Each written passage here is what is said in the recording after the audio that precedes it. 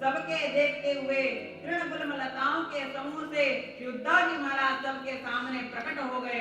बोलिए उद्धव जी महाराज की जय, भक्तवत्सल भगवान की जय। श्री उद्धव जी महाराज का दर्शन करके सभी कृतार्थ हो गए। उद्धव जी महाराज कैसे दिख रहे हैं, कितना सुंदर स्वरूप है उद्धव जी महाराज का। गुंजा मालाधरो गायन वल्लकिं वल्लभं तदागमन तोरे ऋषं संकीर्तनोत्सव। संकीर्तनोत्सव के मध्य में श्री उद्धव जी महाराज प्रकट हैं। किसी को ध्यान नहीं है कि उद्धव जी महाराज हैं, सब कीर्तन कर रहे हैं, उद्धव जी भी कीर्तन कर रहे हैं। कीर्तन चला जा रहा है। श्री उद्धव जी का श्याम वर्ण का शरीर है, सुंदर कांति से सुशोभित है, पीतांबर की शोभा झलक रही है। भगवान का दर्शन कर लिया और उद्धव जी का दर्शन कर लिया, दोनों समान दिखते हैं। भगवान के प्रिय सखा उद्धव जी। जब कीर्तन चल रहा था तभी गोपी जन वल्लभ श्री कृष्ण की मधुर लीलाओं का संकीर्तन करते हुए श्री उद्धव जी की शोभा भी कई गुना बढ़ी जा रही थी। जैसे स्फटिक मणि की बनी हुई अट्टालिका की छत पर चांदनी जब छिटकती है तो उसकी शोभा बहुत बढ़ जाती है, ऐसे कीर्तन में उद्धव जी की शोभा बढ़ रही थी। सभी आनंद समुद्र में निमग्न हो गए थे, किसी को कुछ नहीं पता था। तभी सभी ने अचानक देखा कि उद्धव जी महाराज आ गए। कीर्तन पूर्ण हुआ, सभी ने उद्धव जी के चरणों में प्रणाम किया है। परीक्षित जी वैष्णव जी परम प्रसन्न हो गए, बोले हमारा कीर्तन सार्थक हो गया। भगवान के सबसे प्रिय भक्त प्रिय सखा श्री उद्धव जी महाराज का हमें दर्शन प्राप्त हुआ। उद्धव जी ने कहा धन्योऽसि राजन् कृष्णैक भक्त्या पूर्णोऽसि नित्यदा यस्त्वं निमग्नचित्तोऽसि कृष्ण संकीर्तनोत्सवे। सबको श्री कृष्ण संकीर्तन में निमग्न देखकर उद्धव जी महाराज परम प्रसन्न हो गए। भक्त तभी प्रसन्न होते हैं जब वो भगवान का कीर्तन देखते हैं, भगवान का नामोच्चारण सुनते हैं। उद्धव जी महाराज ने कहा हे परीक्षित जी, आप धन्य हैं, आप एकमात्र श्री कृष्ण भक्ति में निमग्न होकर भक्ति भाव से परिपूर्ण होकर कीर्तन कर रहे हैं और ये सभी इस महाकीर्तन महोत्सव में आपके साथ पधारे हैं।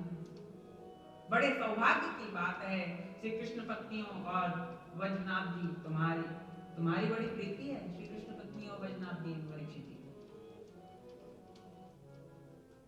तुम्हें भगवान ने शारीरिक वैभव प्रदान किया है परीक्षित जी, कृष्ण दत्तांग वैभव, आपका शरीर भगवान ने प्रदान किया है। आपका तो शरीर नष्ट हो गया था, ये भगवत प्राप्त शरीर है। सभी ने उद्धव जी को प्रणाम किया और फिर उद्धव जी का पूजन किया।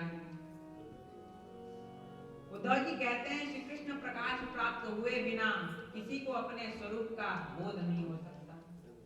जीवों के अंतःकरण में जो भी कृष्ण तत्व का प्रकाश है उस पर माया का पर्दा डला हुआ है।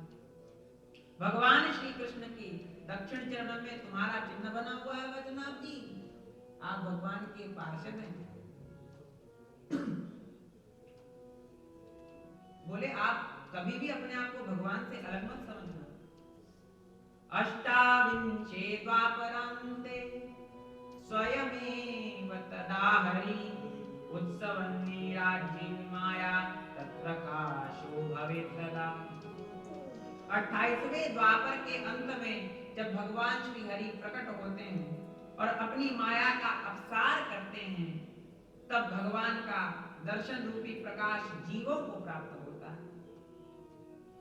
भक्त सुखी हो जाते हैं भगवान का दर्शन प्राप्त करके, और तब वह समय जब अब तो व्यतीत हो गया है, भगवान वो लोग को चले गए, किंतु श्री कृष्ण तत्व का प्रकाश आप पाना चाहते हैं तो वह भगवत प्राप्ति से ही होगा। और जब भगवत भक्त प्राप्त हो गए तो भगवत प्राप्ति में कोई देर नहीं। बोले भगवत प्राप्ति कैसे हो गई उद्धव जी महाराज? बोले भगवत प्राप्ति को प्राप्त कराने के लिए सर्वोत्तम साधन है श्रीमद् भागवत शास्त्र। श्रीमद् भागवतम शास्त्रम यत्र भागवतेर्यथा कीर्यते श्रूयते चापि कृष्ण तत्रय निश्चितम्। श्रीमद् भागवत शास्त्र भगवान के भक्त जहाँ कभी भी भागवत शास्त्र को का कीर्तन करते हैं, सुनते हैं, पठन करते हैं, चिंतन करते हैं, श्री कृष्ण भगवान साक्षात प्रकट हो जाते हैं। भगवान का यह वांगमय स्वरूप श्रीमद् भागवत महापुराण है। भगवान अकेले नहीं आते, अपनी प्रियतमा गोपियों, गोप सखा और अपने पार्षदों सहित विराजमान रहते हैं। बोले इस भारतवर्ष में जन्म ग्रहण करके जिसने भागवत नहीं सुनी, भारते मानवम जन्म प्राप्य भागवतम नयेहि श्रुतम पापा पराधीनै तदात्मघातस्तु तैः कृतम्। इस पवित्र भारतवर्ष में मानव जन्म को ग्रहण करके जिन्होंने श्रीमद् भागवत का श्रवण नहीं किया, भगवान नाम श्रवण नहीं किया, सद्गुरुदेव की शरणागति ग्रहण नहीं की, उन्होंने तो आत्महत्या ही कर ली। वे स्वयं के आत्महत्या हैं। क्यों? उनको भगवान ने अपना नाम लेने के लिए भेजा और वे शरीर पोषण में ही लगे हुए हैं। तो यथासंभव भगवान नाम का, भगवान की लीला का, कथा का खूब श्रवण करना चाहिए। इतना श्रवण करना चाहिए कि श्रवण कराने वाले बन जाना चाहिए। इस भागवत श्रवण से क्या होता है? बोले विद्या प्रकाशो विप्राणाम। जिन्होंने प्रतिदिन भागवत शास्त्र का सेवन किया, उन्हें अपने माता पिता और पत्नी तीनों का ही पुरस्कार दिया। ऐसा श्रीमद् भागवत शास्त्र है। श्रीमद् भागवत के स्वाध्याय से, श्रवण से क्या लाभ होता है? बोले विद्या प्रकाशो विप्राणाम राज्ञां शत्रुजयो विशाम धनम स्वास्थ्यं च शूद्राणां श्रीमद् भागवतावली।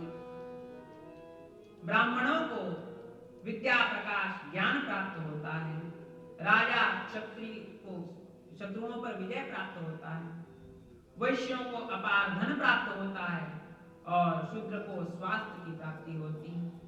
योषिताम परेशां च सर्वावांछत पूरणम् अतो भागवतो को न सेवते भाग्यवान।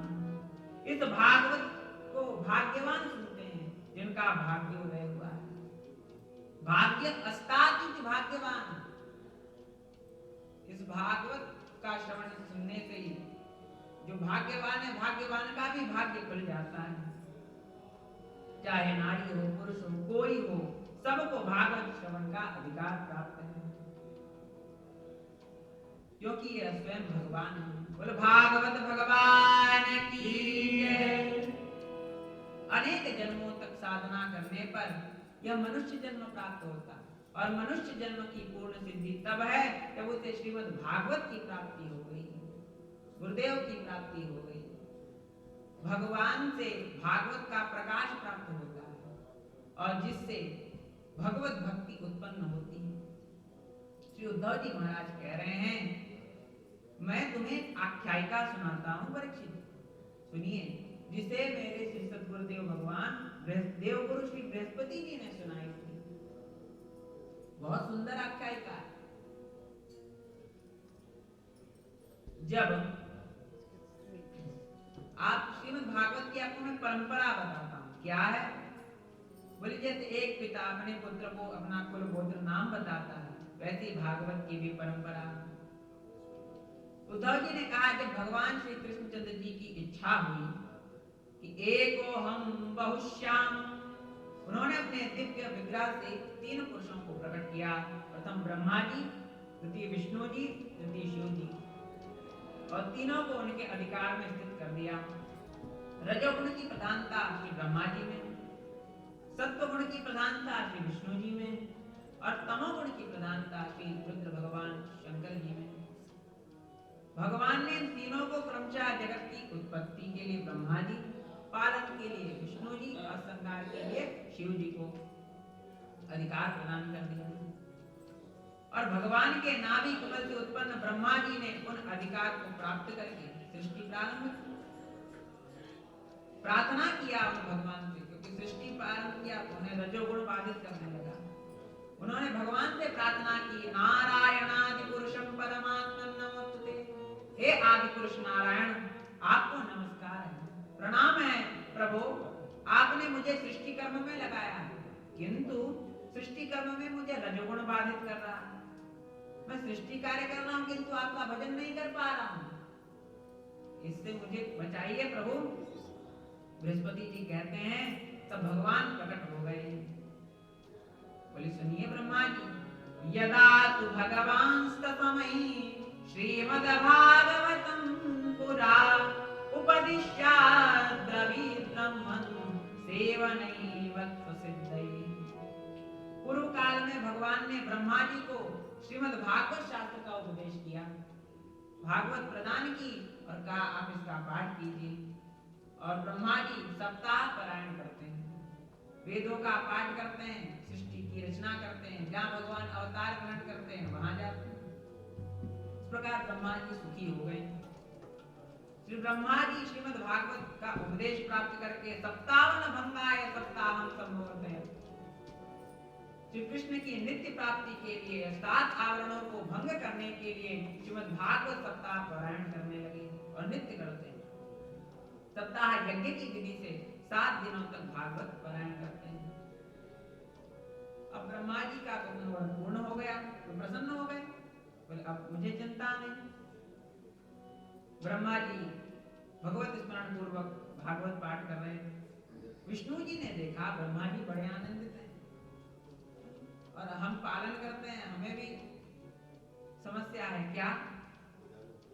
बोले प्रजा पालन में भगवान ने मुझे नियुक्त किया था।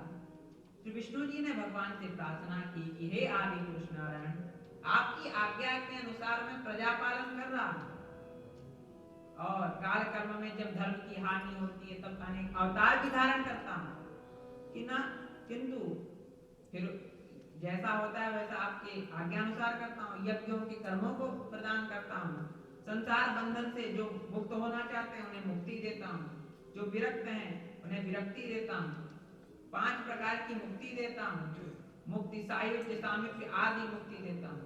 किंतु प्रभु मुक्ति तो मैं दे सकता हूं, किंतु समस्या ये है कि ये भी मोक्षम न वांछन्ति तान कथम पालयाम्यहम्। जो मोक्ष भी नहीं चाहते उन्हें मैं क्या दूं? यह बताइए। जो मोक्ष की इच्छा नहीं है, जिन्हें जो भगवत भक्त हैं वो कहते हैं हमें मोक्ष नहीं चाहिए, मोक्ष करके क्या करेंगे? तो यहाँ भगवत सानिध्य प्राप्त हो रहा है, भगवान की कथा प्राप्त हो रही है, वो साकेत में गोलोक में नहीं मिलेगा, वहां तो भगवत सानिध्य मिलेगा, दर्शन कर लीजिए। सब भगवान निमग्न है, नाम है, तब वहां कोई सेवा नहीं। यहाँ सेवा है, भगवान की कथा है, वहां कथा नहीं है। सगुण उपासक मोक्ष न ले, जो सगुण उपासक हैं वो मोक्ष नहीं लेते। तब भगवान ने उन्हें भी भागवत प्रदान किया और कहा आप इसका पाठ कीजिए। तो बोले मैं सप्ताह पारायण तो नहीं कर पाऊंगा, मास पारायण करूंगा। तो 1 महीने में भगवान मास पारायण करते हैं और पृथ्वी का पालन करते हैं। आदि पुरुष नारायण ने उन्हें भागवत प्रदान किया।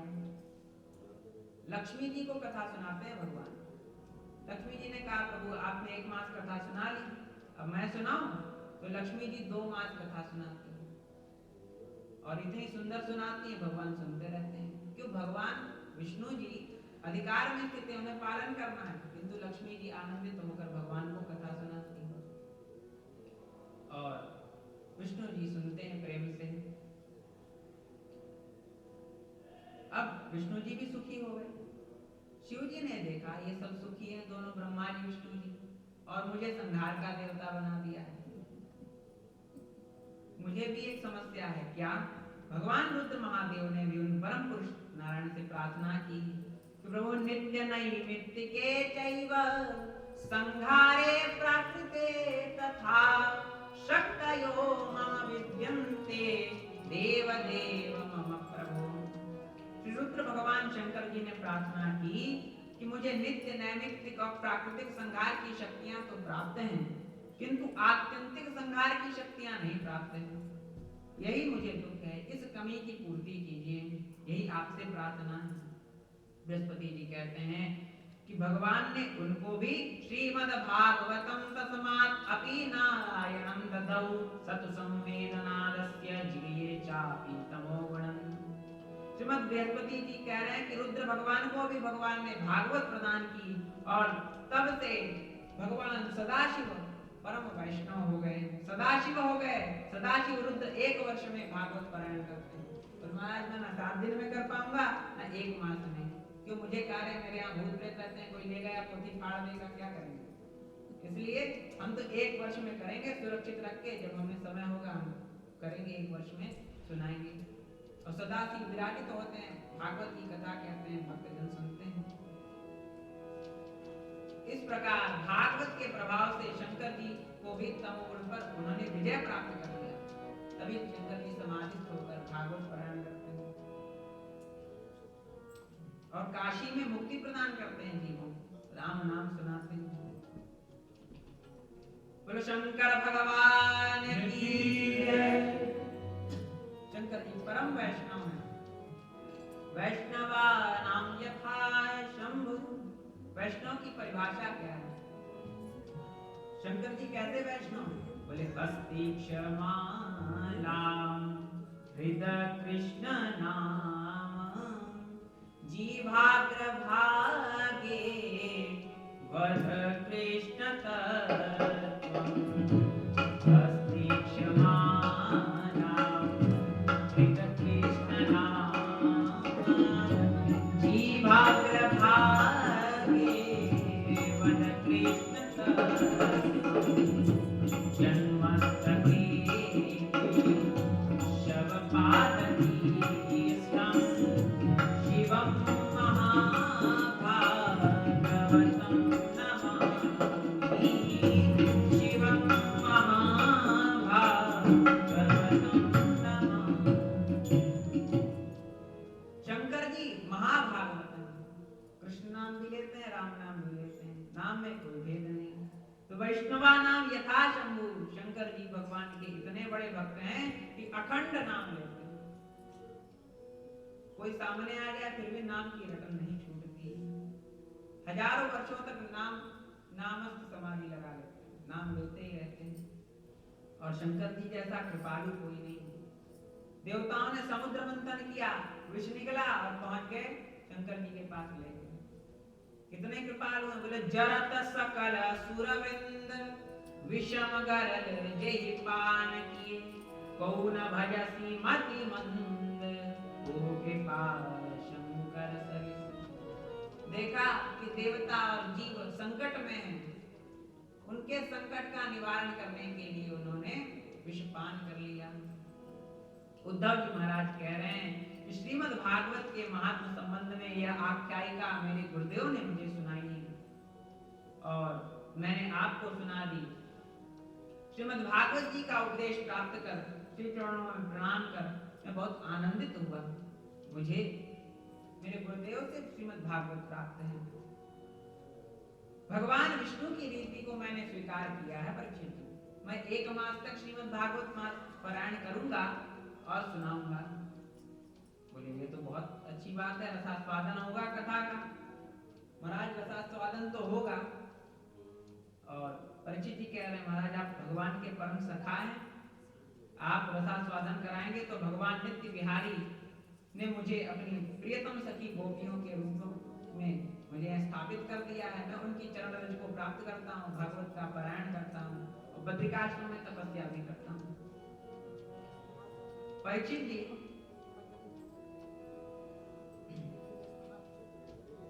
श्री कृष्ण का गोपियों को जो विरह भास था वो भगवान ने मुझसे दूर करवाया। मैंने उन्हें भगवान की लीला सुनाई, भागवत का संदेश सुनाया।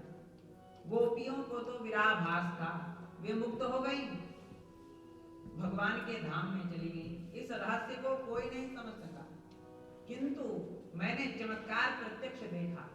कैसा चमत्कार देखा हमारा?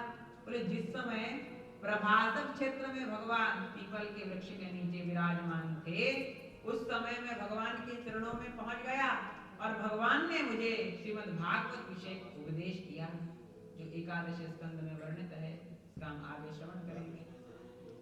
तो मेरी बुद्धि में उसका दृढ़ निश्चय हो गया, मुझे भगवान से भी भागवत प्राप्त हो।